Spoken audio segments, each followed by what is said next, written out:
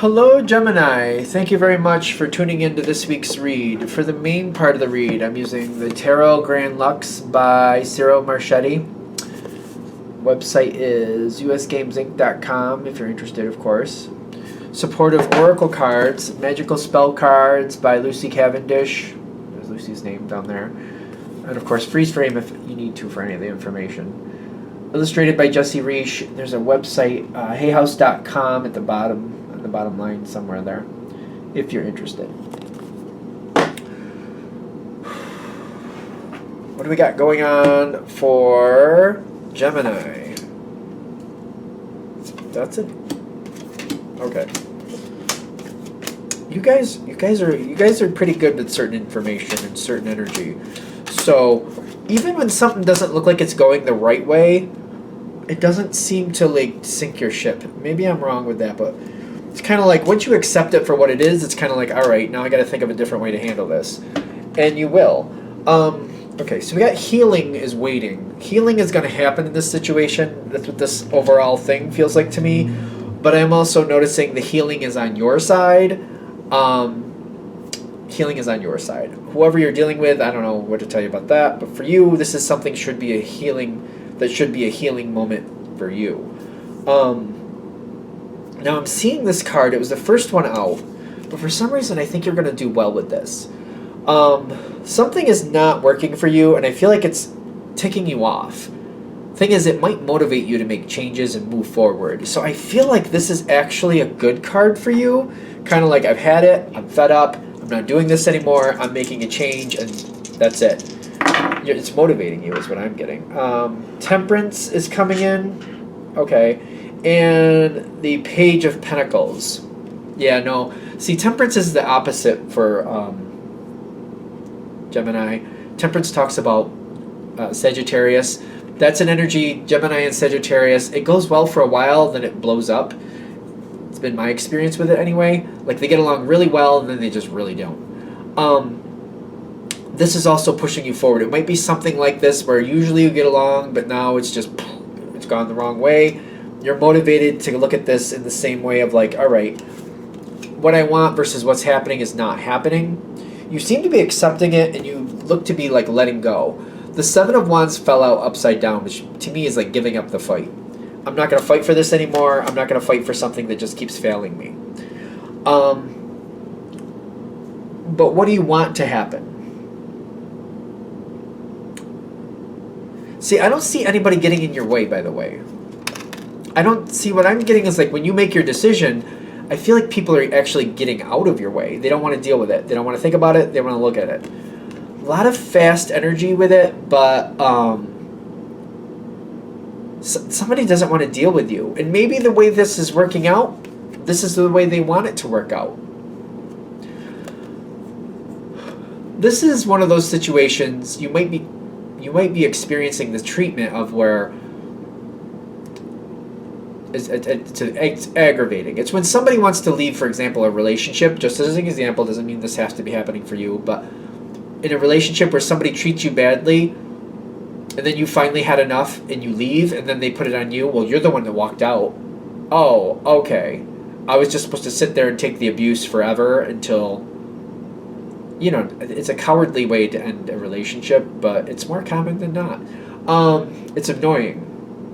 It's when somebody, instead of like saying, I don't want to do this anymore, and just calling it and ending it, they just treat somebody as badly as they can get away with, or they can stand, until the other person just finally leaves. And then they're like, well, you're the one that left. I'm like, well, okay, whatever, stupid. Shouldn't use that word, but there you go. You know, those things happen in life. It just drives me nuts. It's kind of like, instead of ending it respectfully, and then they're supposed to be the better one. Okay, sure you are. Sure you are, buddy. I don't know. Apparently I have an issue with that one. This is somebody, whatever is ticking you off, it feels like it's passive-aggressive. It feels like there's a passive-aggressive way they're handling it, and they're getting you to leave in a... It's annoying me. It's aggravating me. Wow. I just don't have a lot of respect for people who do that. I just think that's really the cowardly way to end things, but whatever. Some people like to say it's the more peaceful. I don't think so, but okay. Apparently, I really do got like an attitude about it. Apparently, Ace of Cups and the Temperance card again. I really feel like it's semantics. Whatever they're doing that's ticking you off, it's getting you to make a decision. And I feel like to them, maybe in their own mind, only in their own mind, this is the way that they can get out of this situation and still save face. I guess. I've seen people do that too. It's almost like, especially if people are a part of a bigger family and they want to leave somebody, but they think their family isn't going to like it. So instead of just ending it and being the bad guy, they drive the partner crazy until the partner can't stand it anymore, and the partner leaves, and they're like, well, they left me. I'm an awesome person. You know I'm an awesome person. It's not my fault. Couldn't be my fault. It feels a lot like that. I don't want to keep going on about it because I don't like it, but they're trying to get out in a way that they feel like it's going to work for them and that they're going to save face. Okay. Because they can't get what they want by doing it the right way, is what I'm getting. That's what they feel. If they did it the respectful way, I feel like this could end a lot easier, a lot more peaceful. But the way they're doing it, they feel like they're saving face. It's also, ironically, the way it's ending is bringing full closure for you. It is shutting the thing down because you're not willing to fight for it anymore. You do have healing coming out of this afterwards.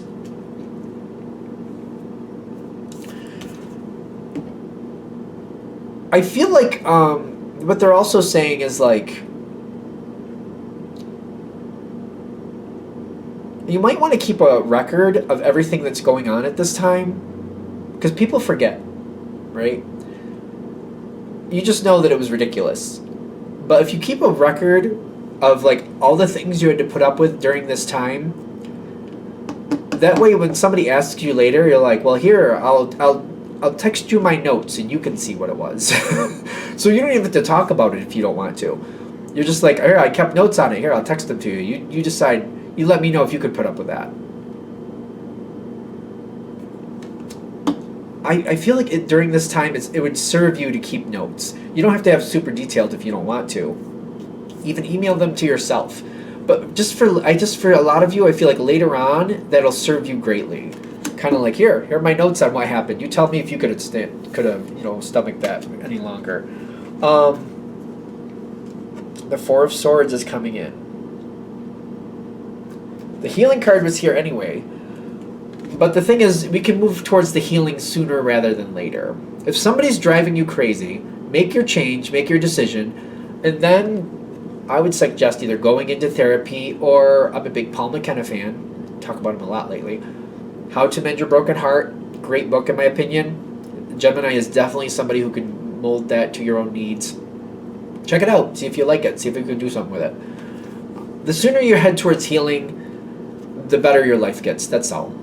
That's all. Whatever the situation is, it's hard to let go of the ridiculousness, but going through therapy, using self-help books to let things go, it just improves the quality of your life, and that's what matters, not for nothing. More things are coming out of this.